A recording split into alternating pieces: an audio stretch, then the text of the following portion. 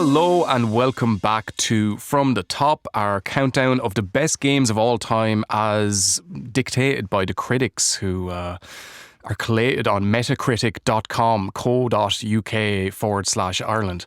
I am here with Sean and Steve, and this week is a very special episode. Not that all of them aren't special, but we are being very lazy and we're conflating and putting two games together in one episode, Super Mario Galaxy and Super Mario Galaxy 2, which are very conveniently right beside each other in the list. And I guess that's the first thing to say, is that it's pretty crazy that both of these games are right beside each other in the list. I guess there's lots of games with the same Metacritic score, so it's sort of arbitrary where they are, but it's sort of insane that these two games are A, have the same Metacritic score, and B, are like direct sequels and the highest ranking Mario games. But first thing I want to get into is, why are these the highest ranking Mario games on the list? Thoughts? Yeah, it's a bit mad, isn't it? Because like when you think video games, Mario's like the king, head honcho. Dr. Cheese, Dr. Cheese, his nickname is Dr. Cheese, but he's the Mickey Mouse of video games, pretty much the most iconic sort of figurehead. But you think like 64 or something like that. Even Odyssey scored really well. You think those would be higher up. And we're obviously going to get into what we think of Galaxy itself, but I just found it so bizarre that these two were the highest ranking ones critically. I guess there could be many reasons for that, though.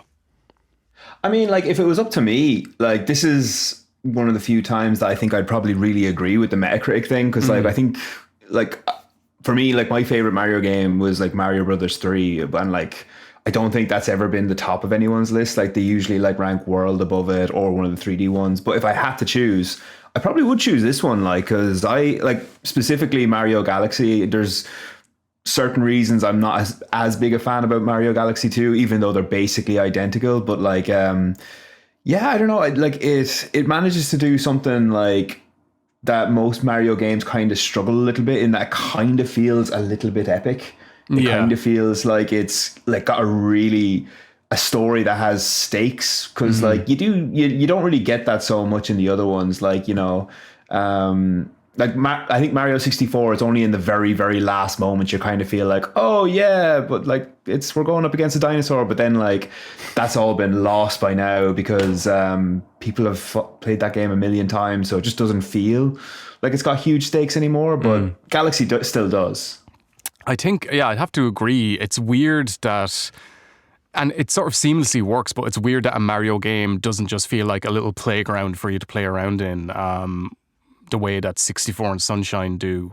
It feels more like it's sort of driving at something, and that word you use is very apt, epic. It's quite well done, I have to say, for something that's very fun and colourful, but still has that sort of epic feeling, for want of a better term. I think a big reason for that is the score as well.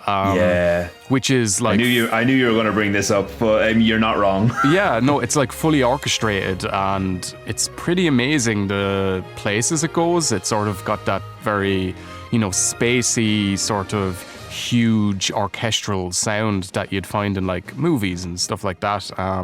But it touches on many different moods as it goes through the game. But it's music has always been a high point of the Mario games in general, and some of the themes are the most iconic game music ever. People can hum the main theme from most Mario games. But this is the first time it felt wow, I would love to see an orchestra perform some of this live. And they have done that, haven't they? Yeah. This seems way more fitting for that, and it's surprising how well it works in the context of the game as well, because we associate those sort of scores with a more quote-unquote serious game, but it really works well with the atmosphere in this one. I want to issue a challenge to our listeners now.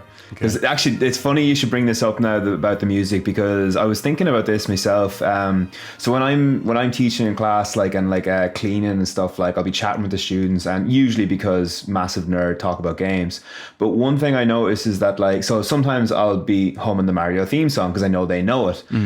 And I realize now, all I have to do is actually hum the first 3 notes of that song, and they immediately know what it is. And that's pretty amazing if you think about it. And I think if most people try that, if they just hum the first da da da, and that's it, I guarantee you'd be surprised how many people know what song you're singing just from 3 notes. That's incredible. A little off topic, but No. That's really true. It's crazy that the 2 most well-known and iconic pieces of Nintendo music are that Mario theme and the Wii menu music.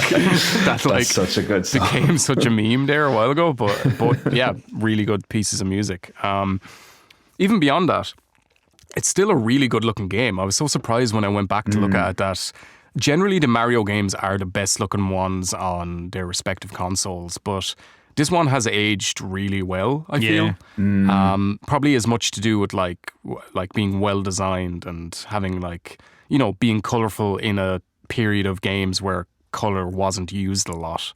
We're in the classic, PS3, Xbox 360, brown and grey and black sort of era, so it stands out even more because of that. But it still looks really good, and it's at this stage, I think Nintendo's established, and this team in Nintendo have established themselves as just being the Disney of games in some ways. Just the highest production values. That everything looks and sounds and feels amazing. There's very few difficulty spikes that come out of nowhere in these games as well. It's probably a bit more of a smoother curve than a lot of the other Mario games, I would say, for the main part.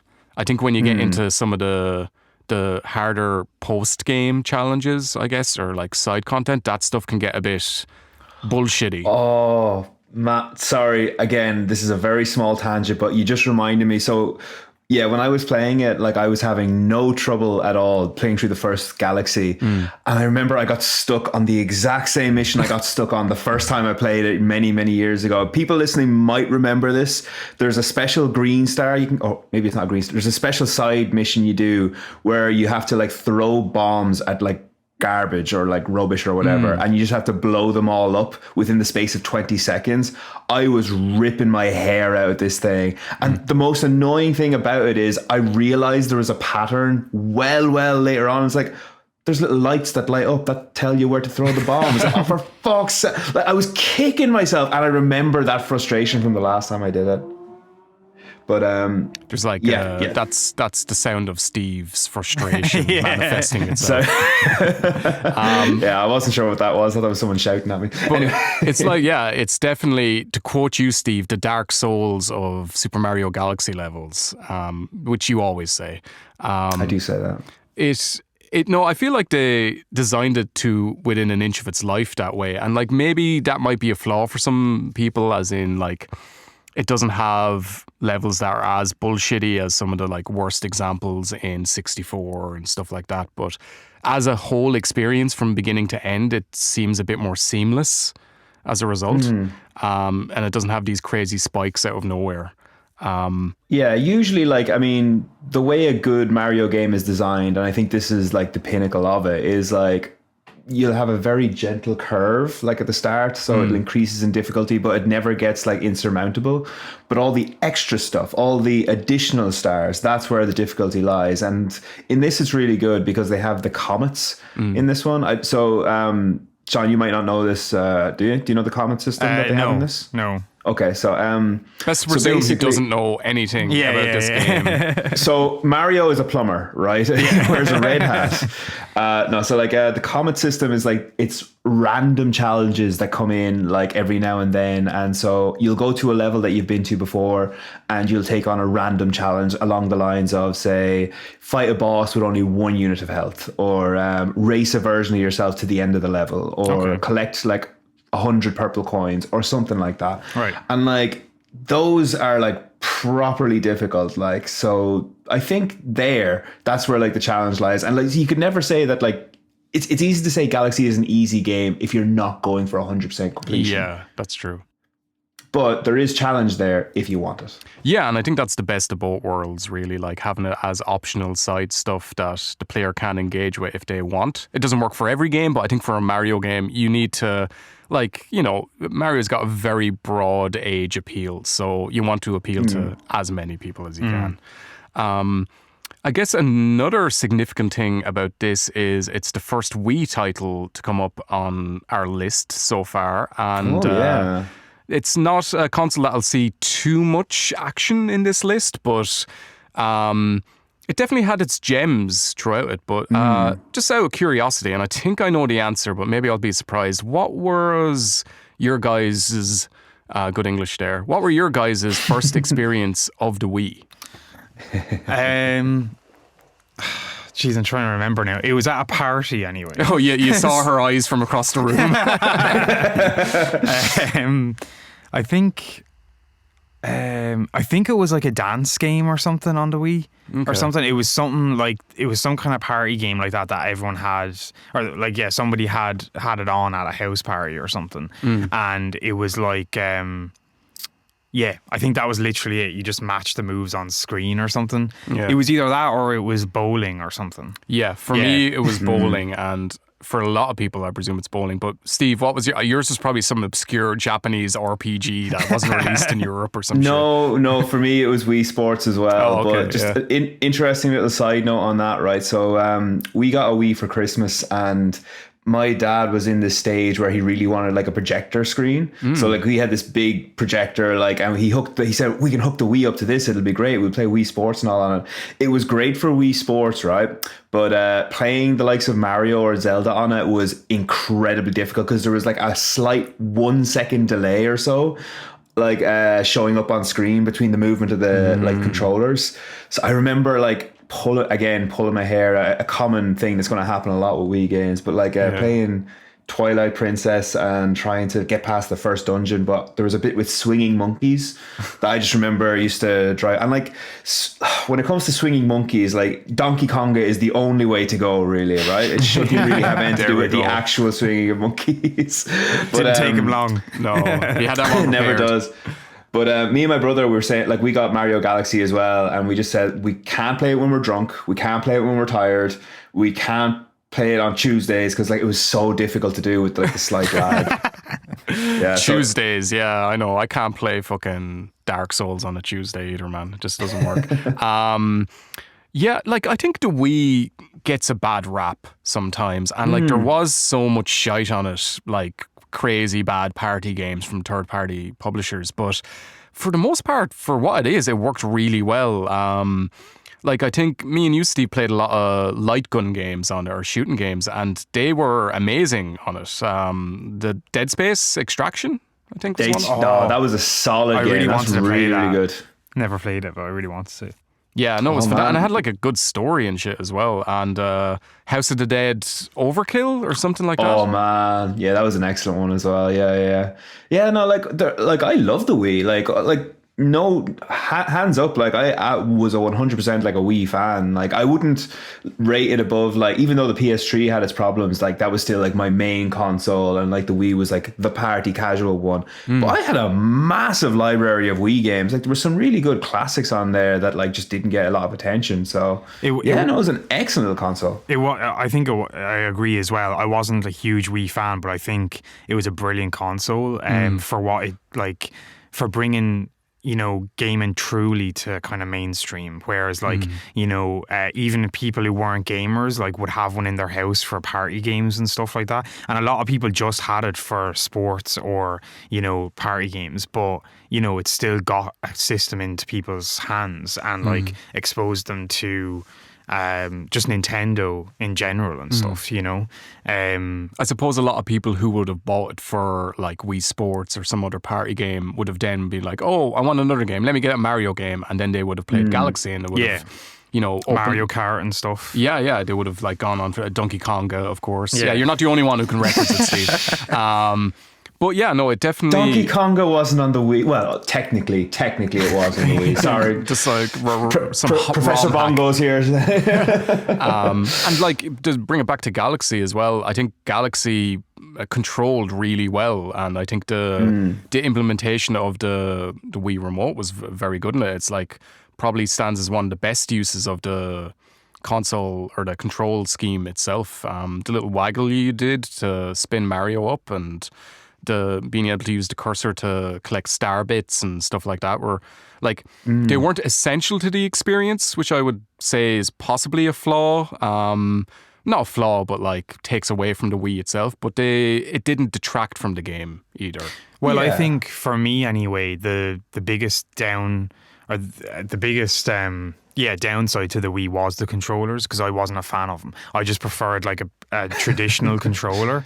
And That's like the main thing of the Wii, though. I know, but I actually agree with you, Sean, though, because like I was just thinking the other day, like the Wii controller was such a whack fucking controller. Like just looking at it, it's like, how did anyone think this was a good? I mean, it was fine, but how did anyone think that was a good idea? It's like such a only Nintendo kind of thing to do, and but it did kind of, you know, it was useful for some things, like, you know, motion game, like the sports games and stuff like that. You know what I mean? And like it was so popular that, you know, Sony and I think Xbox. They went Sony, with Kinect. Yeah. Xbox went with Kinect, but Sony brought out the Move or whatever, you know, to copy it. So like it was really, it was really successful. But I think for people coming from other consoles, it was a bit of a, what the hell do you do with these things? You know?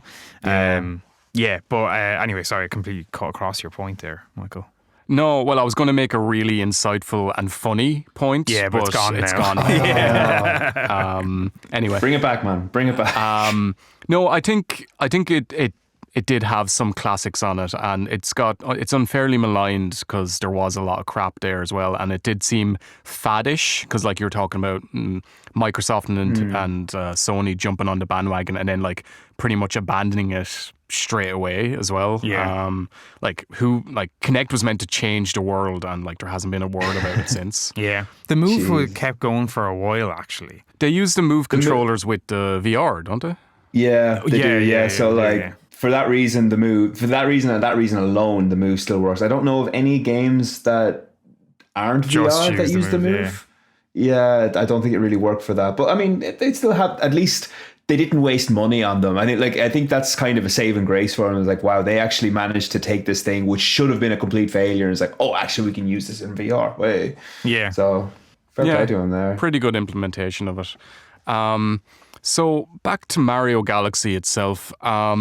Why is this so highly ranked, and like what are the pros of it, I guess? Because like often like in this list we come across games and we're like, oh, it's for the, you know, historical merit of the game, or, you know, it was a certain point in time that this game really worked. But I think this is an example of a game that's still excellent today. It's not that old or anything, but it's still like a really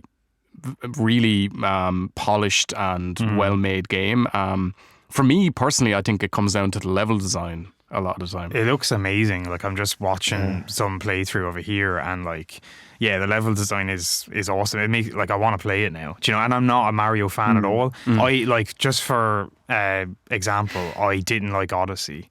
I only played a little bit of it, but it was my first 3D Mario game, and I was kind of like, yeah, it's just not my kind of game. I just couldn't get into it. No guns. Yeah, exactly. But like this does look really good, actually, and that's one thing. Like Mario's always been amazing as a platformer. Like, do you know what I mean? And the controls, like one thing when I was playing Odyssey, like, the controls were really tight and like everything's really polished, like you said. So it's a cool. Like, why is this game better than like Sonic 06, for example? Probably for like every fathomable reason, probably. But no, I think the level design for me is the key thing, and it's probably, in one aspect, I'd say it's a flaw, and I'll get to that in a second. Keep you guessing. Okay. But mainly, and I think Sean sort of alluded to it, is one of the best things is it's like visually really appealing, and it's full of like really inventive looking levels, and like sort of the toy box design, and the whole gravity of the little spheres you run around, like they're like mini, puzzles in themselves, is amazing. But the key thing is it keeps throwing new mechanics at you and new ideas so much. It doesn't give you time to get bored of anything.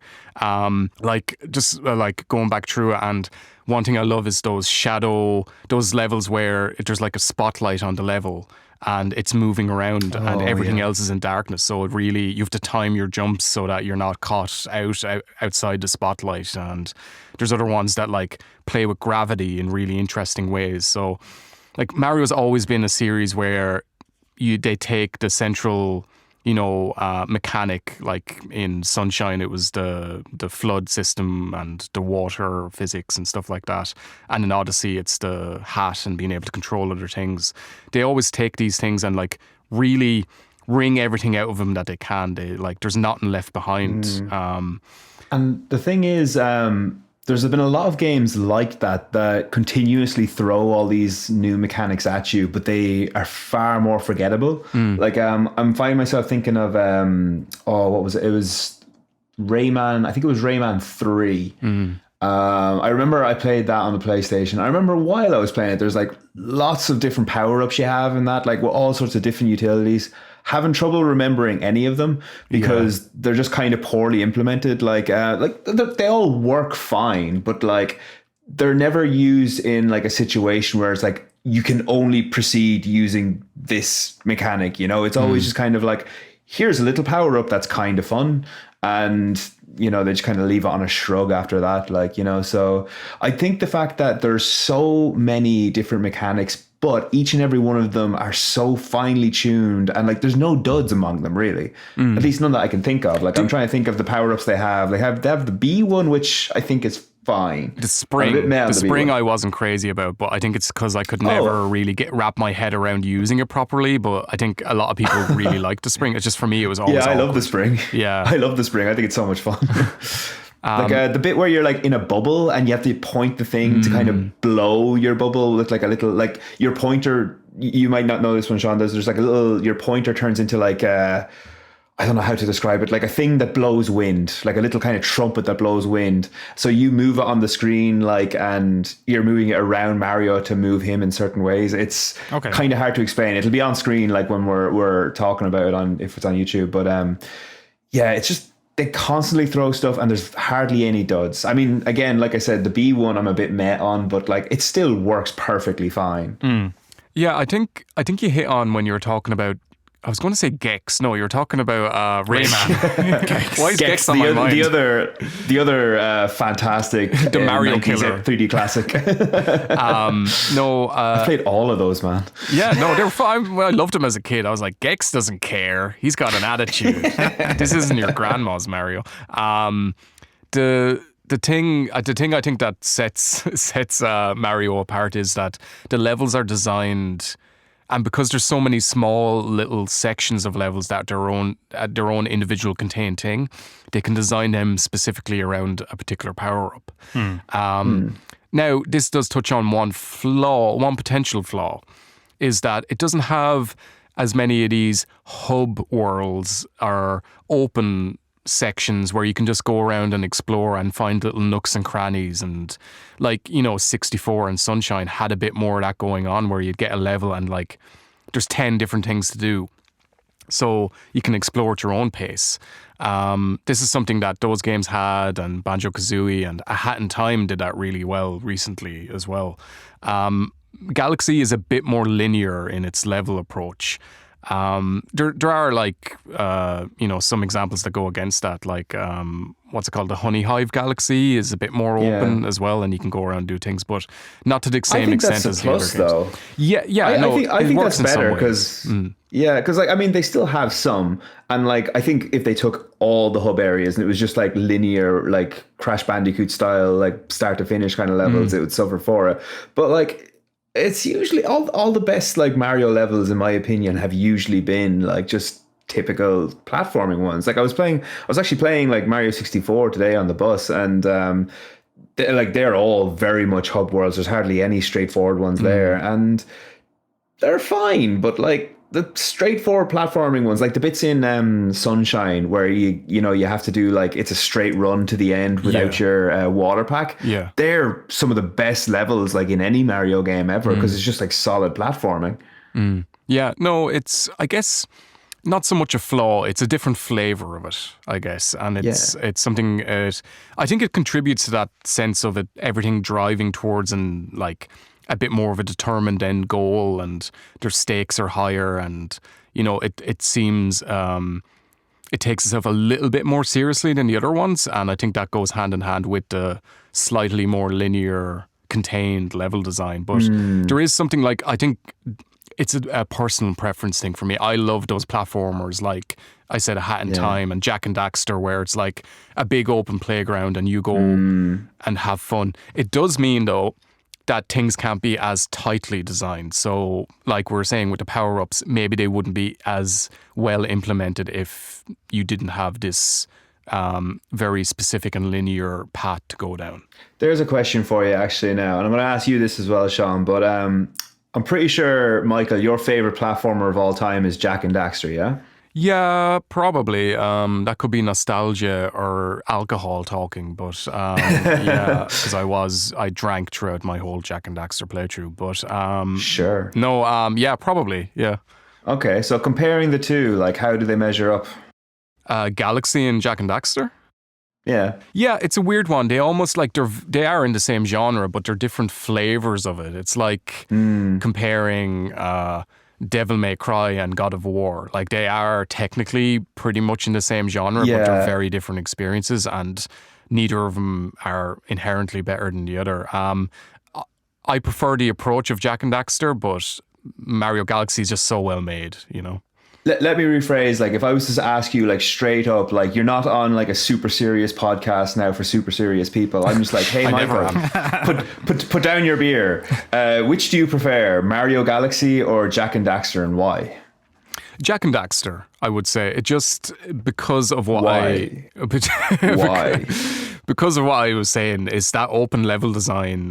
The thing that blew, like, I don't think we're going to talk about Jak and Daxter in this podcast because I'm not sure it's anywhere on the list. But the thing I loved about that game was, and this was a huge selling point for it, is at one of the first levels in the game, one of the first areas, you can get up high and see the last level of the game. So it made it all feel really interconnected and immersive in a way. And part of me loves, like, one of the things I love most in every game is exploring a level and finding every nook and cranny and every secret and exploring, basically. Like, I've been playing Hollow Knight recently, and a very different game, a different genre, and it's 2D, but it sort of scratches that itch as well for like really combing every inch of a level and finding cool secret things that you didn't know about. Yeah.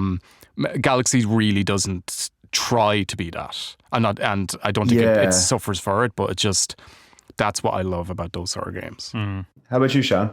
Like, what would be your favorite like platformer if you have one? Is it Shadow the Hedgehog? Because there's guns in that one. No, I mean, to be honest, it would probably be Crash Bandicoot, and probably for nostalgic reasons. I really do like Jak and Daxter as well. That'd definitely be up there. But I think probably just because Crash was one of the earliest games I played, probably for those reasons. And yeah, well, I guess it's kind of hard for me to compare it to Galaxy because I haven't played Galaxy. They are kind of very different in a way. Just from what I've seen of Galaxy, like Crash is more like almost a third person for a lot of it. It does have kind of like almost 2.5D sections and stuff as well. Yeah, it's got its own unique. I can't think of many other games that did perspective thing that Crash does, where it's like a third person thing. Like you're running down and you're like, you're third person behind, or you're running towards the camera a lot of the time as well. Like, it was pretty unique. I don't think there's any platformers that are as linear as Crash Bandicoot either. Like it's pretty much, there was the secret levels off the side, but it was pretty much get to the end of the levels. Pretty much, and grab all the boxes on the way. It just it has its own very unique style as well, Crash Bandicoot. So it's kind of like same genre, but two different two very different games as well, you know. And yeah, like I said at the start of this podcast, I've never been a Mario fan, so for obvious reasons, that's why I'd pick Crash Bandicoot. But you hate Italian people as well. yeah, and plumbers can't stand them, man. Yeah. They never get the job done first time. I know, man. Your toilet's never been the same. But yeah, and like it's funny, like because I'm trying to nail down what it is about like Mario, and like obviously we've come up with loads of reasons and they're all valid, but like for me personally, like I think it's just the fact that it's a fun game and there's really nothing wrong with it is the kind of main thing. Like I could any day sit down and say I'll play a level of Mario Galaxy and I'll have fun, like.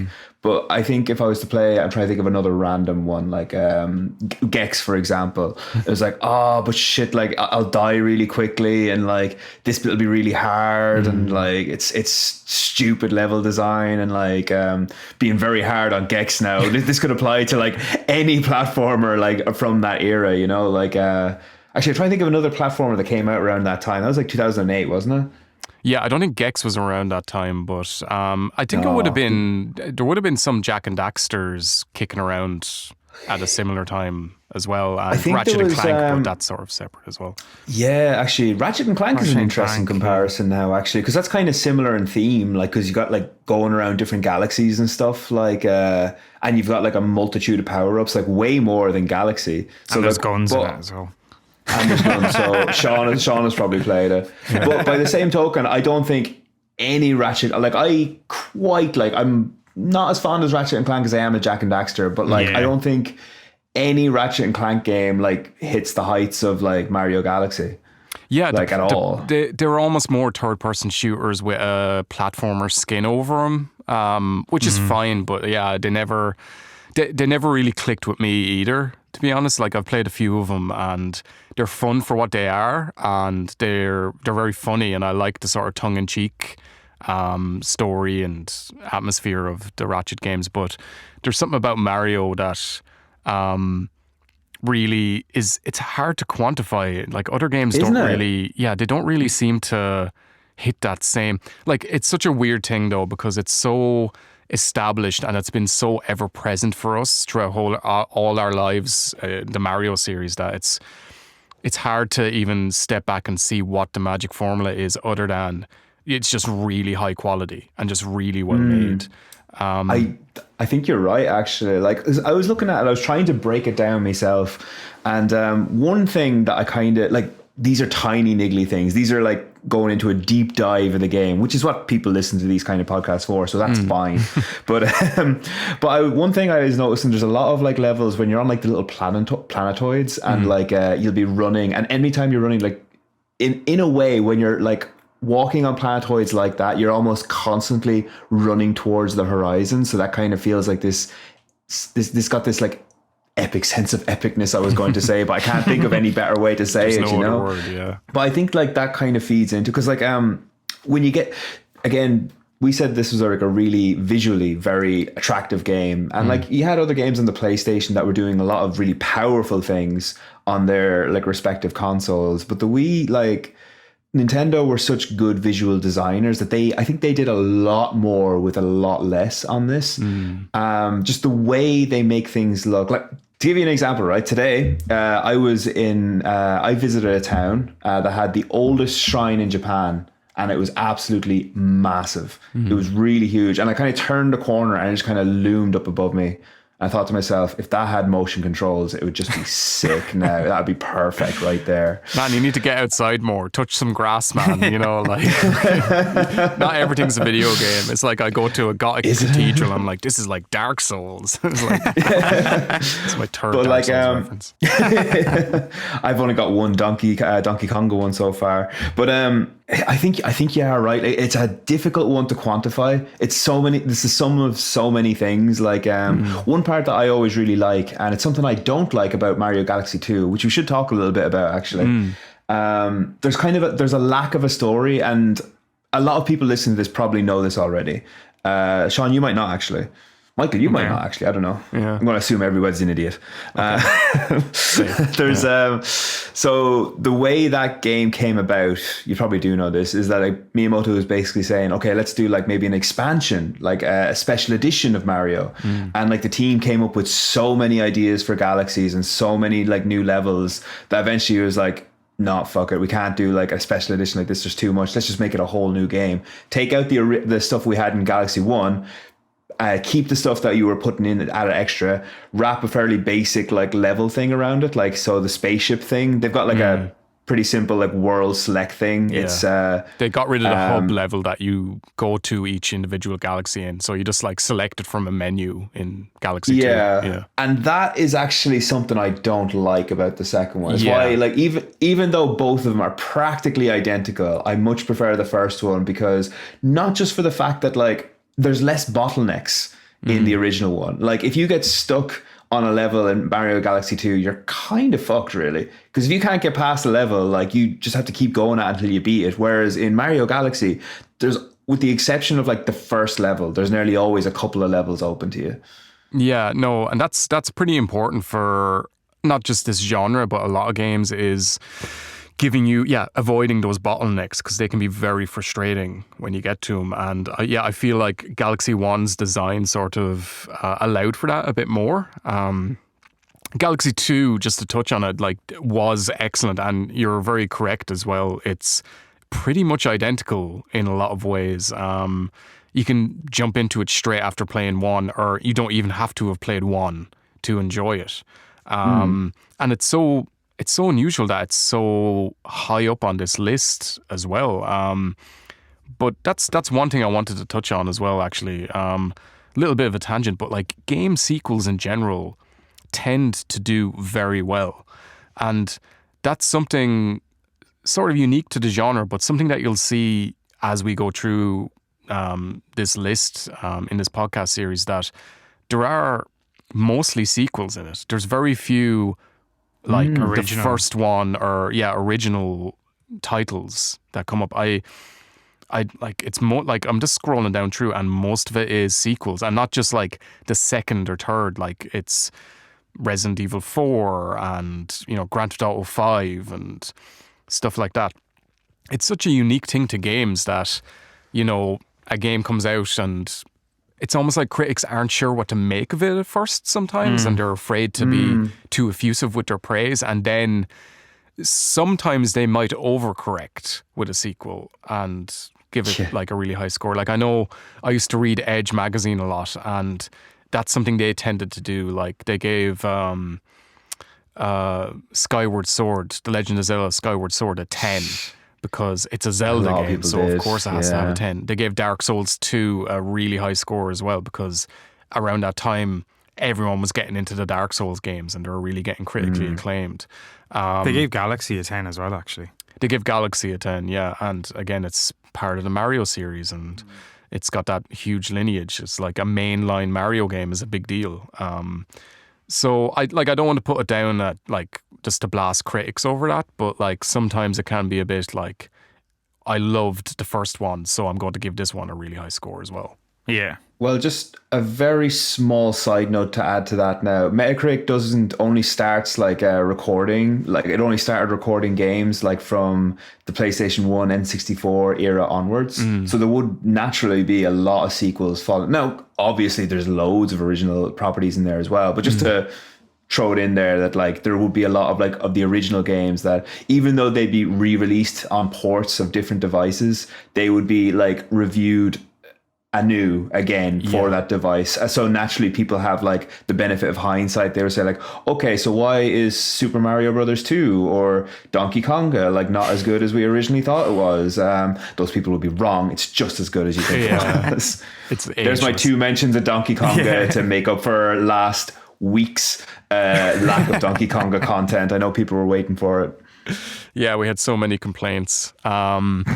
Yeah, that's true about sequels as well, I guess. And I'm not sure there was the same like review network or like, literature around games back when like Marios and Zeldas were starting. There was a few little publications and people talking, but like the internet didn't exist in the same way it does now, or at all. So, it wasn't as easy to collate these reviews and put them all together. But also, like, one other thing to touch on is that Mario Galaxy is a bit of an anomaly for its time. If you look back at the games released in 2007 when Galaxy came out, we don't have a lot of platformers there, and we don't have a lot of family games either, if you want to class it as that. We have, actually, that's probably the start of a move towards a style of game that would define mainstream gaming for a lot of years, because 2007 is the year that Call of Duty Modern Warfare came out, and also the year that Uncharted came out. Two games that pretty much defined the way a lot of big budget AAA games went for, like, even now, they're hugely influential. In the last few years, or maybe the last, 5 to 10 years, we have had a resurgence of platforming games, and like I mentioned, A Hat in Time, and you've stuff like Psychonauts and all doing really well. But back then, it was pretty unusual. I think Ratchet and Clank was the other big platforming franchise at the time, even if you want to call it a platformer. Yeah, that was like still like a first person shooter masquerading as a platformer. Like, I mean, everyone remembers the shooting in that rather than the platforming, really. Maybe the grinding. Would Jak and Daxter not have been around then as well? Yeah, that could have been around. Jak but 2 or Jak 3. It was sort of dying down to a certain extent as well, because Uncharted came out, so that was what Naughty Dog were doing. Don't forget, like in the second and third Jak and Daxter, they lead very heavily into shooting as well. Yeah, that's true. Yeah, they're really heavily, and it got worse and worse the more it got into. Well, actually, no, that's not. I think the third one's better than the second one, but that's a conversation for another time. Yeah, it definitely left that genre behind to a certain extent. That's a really interesting case study for the way games were moving as well, is that Jak started to talk and get attitude and use guns, and he was in an open city with cops in it and all, and it's like, what? Yeah. It sort of worked, I guess. I'm not the biggest fan of Jak 2 though. Yeah, same. I remember I got it and I didn't enjoy it at all. Like, I was, because very much just wanted more Jak and Daxter, and I did not get it. So like, but yeah, no, you're right. Because I'm just thinking of, like, now that you say it, I'm thinking of like all the games that came out of that era. Like, I mean, you had like the God of War 2 came out just before that, like, and I'm thinking of all the launch titles on like the PS3. It was ages before there was anything resembling some kind of kids game on it. It was all like Resistance, The Darkness, Fear. It was like, that was like, they were all launch titles, like, so it was just really, really heavy-handed stuff. And then it was weird for Mario to come in, and because like for a while it even kind of seemed like Nintendo were doing it, because their launch title on the Wii was like Twilight Princess. That was their big seller. And like, yeah, it was Zelda, but it was also dark Zelda, you know? It was like teenage rebellion Zelda, it was a weird time for games. They were figuring a lot of things out. And thankfully I feel like there's more of a balance now. Like, obviously there's popular genres, but it seems a bit more diverse in every respect of the word, I guess. But like, platformers have their own little niche that they can continue to flourish on, and I guess a lot of that's to do with indie games as well. But like every genre sort of has breathing room to a certain extent now.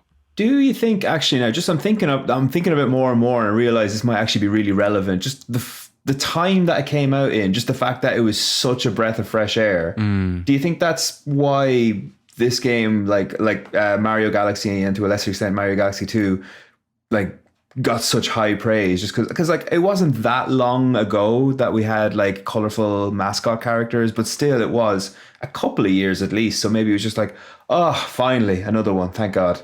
Yeah, I can well imagine if I'm a games journalist and I'm reviewing like, Assassin's Creed and Call of Duty and Uncharted and all these, like BioShock, all these like really good but quite serious and heavy games in some ways, and then Galaxy comes along, it's going to be like a breath of fresh air, because while we did mention that it's got more of a epic, and we use that word a lot, epic atmosphere to it, Galaxy is still like a lot of fun and very silly, and like it's a Mario game. So I think that's a very relative point. It may have been a breath of fresh air, and I think that touches on one thing that's come up a lot with this list, is that it's very it reflects the time that they were reviewed in. So sometimes things can get a higher or lower score depending on the game's culture around them, I guess. Yeah, definitely. Yeah, absolutely.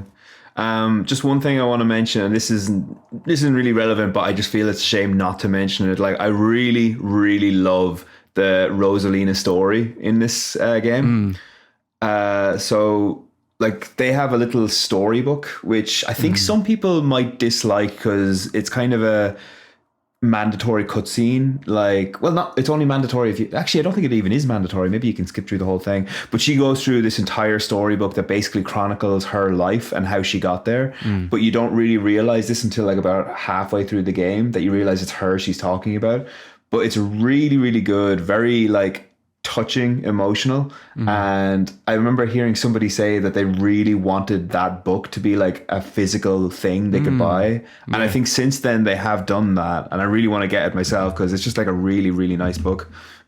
I guess that's like Mario and story isn't going, like you're not there for the story a lot of the time, but it is nice that they were able to put it in a way that wasn't too obtrusive and didn't impede your enjoyment of other aspects of the game too much. Like, if you, like most people are there for the platforming and the fun, really. So if you want to just engage with that, you can. But it was nice that they like subtly put it in there. It's almost like the way Dark Souls has its lore in item descriptions rather than sorry guys. That sort of works.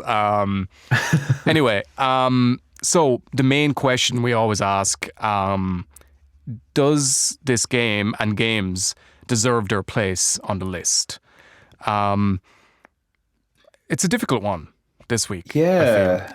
I think Mario deserves to be high anyway. Yes, that's very true. So, and that's what I'm going to say on the Mario. Yeah. Don't ask me any follow-up questions, please. You bastard. That's exactly what I was going to say. But no, you're right. Mario does deserve to be in the top 10, and they are 6 and 7 respectively. And it's so important. Like 64 would have been the obvious one, or maybe Super Mario World, or I don't know, something like that may have been a more obvious choice. But Galaxy is a very good, and like Steve alluded to earlier, it doesn't have a lot of flaws, and that seems to be like we said with Tony Hawk 2, there's not a lot bad you can say about the games. Yeah, sometimes like that's all it takes to be a good game. The fact that like I can't think of anything, like that has been, with the possible exception of GTA 4, like every single game so far has just been like, I can't think of anything bad to say about these games. Like, yeah, like Mario definitely should be high because like he wrote the rule book. Well, he didn't, but like the games, they wrote the rule book. You mean like Mario didn't make Mario? Mario made Mario, yeah. It's but like autobiography. Actually, have you heard that fan theory? No. What? This is an actual thing, and there's a few people who like I know listeners going like, oh, here we go. But like the original Mario game is allegedly like the only adventure he's ever gone on, and every single subsequent adventure is just some sort of recreation in some way. So like the second one is a dream, the third one is actually a stage play. What was it? Mario 64, I think, was a mushroom-induced hallucination. I think it is because like the whole paintings thing. Oh, yeah. There's it goes on and on and on, but like it seems to hold up. Like but anyway. No, fuck that. I hate these stupid urban myths to do again, like Squall is dead in Final Fantasy VIII, or Paul McCartney's dead in the Beatles. That game, the Beatles rock band. No, but like, what's that based off, Steve? Nerds. Well, I mean, yeah, you're not wrong. Like, I mean, it is basically the fact that like, yeah, the second game literally is a dream. The third game, it has like, you can see it opens with like a curtain raising, and like they literally walk off stage right at the end, and it's like it goes completely black. I think it only really holds up for those two. I don't remember like how Mario World figures into it, but yeah. So no, I agree with you though, Michael. I do think it is a bit bullshit, but I think it's fun. It's fun to speculate. Yeah, fine. Stop being such a killjoy, Michael. Get off your high horse. Yeah. Yeah, no, I personally like Galaxy is like probably my favorite. It's my favorite 3D Mario game. Like when I got the 3D All Stars collection, like I was sort of looking forward to 64, but I knew there was bits in it that were really janky. Wasn't really looking forward to Sunshine because that was really janky in some places. But like Galaxy is just rock solid. Like there's nothing really wrong with it in my opinion. So yeah, just based on that, I think it deserves its place. Yeah, they've sort of perfected the formula in some ways. There's some elements that people might prefer of 64, Sunshine, Odyssey, etc., or the original 2D ones. But yeah, I think it does. I think it does deserve its place. Maybe, I don't know, it's weird to think of it and Galaxy both being so high. But saying that again, there's only Galaxy 2, you mean? Galaxy 2, I mean, sorry. There's only very minor quibbles we have with Galaxy 2, so it's hard to give it a much lower score. But yeah, you got to have Mario. You got to have him up high. I think it's just easier to think of both of those games as the same game, because when you get right down to it, like you could join the two of them together easily and just be like, gets a bit easy in the middle, but other than that, it's basically one game. You know, we didn't even mention Yoshi actually, which personally I don't think matters too much, but like I guess we should mention he's there. Yeah, and Yoshi. And Yoshi. And Knuckles. Okay, cool. Well, that was a deep dive into all things Galaxy and Mario related. Let's now pass it over to Sean, and he's going to give us a little hint towards, well, he's just going to tell you, the game that'll be on the next episode. So the next episode, which will probably be out next week, will be... A week. It'll definitely be a week. You know? I'll just refresh my memory. I knew what I was, I just had to be sure. Oh, for fuck's sake, Sean. Sorry. What the fuck? All right, I won't tell you. Keep it to myself. So, the next review is on Red Dead Redemption 2. Wowsies. This is probably the most current game we're going to be looking at as well. Probably the most recent, yeah. So that'll be an interesting one. Yeah. At number 8, Red Dead 2. Okay, we can look forward to that. I tell you right now, I am not looking forward to that at all. Have you not played it, Steve? I've started playing it, and I'll tell you my opinion on it later. No, that's but you can probably tell from the tone of my voice. No, that's cool. I think there'll be some surprises in that one, to be honest. I just for reference, I haven't completed it. I'm still in the middle of it, and I probably won't have completed it by the time we come to do that. But it's grand, lads. I'll tell you what happens at the end. Yeah, anyway. Perfect. Yeah, so, grand. Cool. So yeah, that's next week. That is next episode. Next episode. We need to work on our terminology, not to put any pressure on us. Okay, cool. Thanks so much for listening, guys, and we'll see you on the next one. Good luck. Good luck.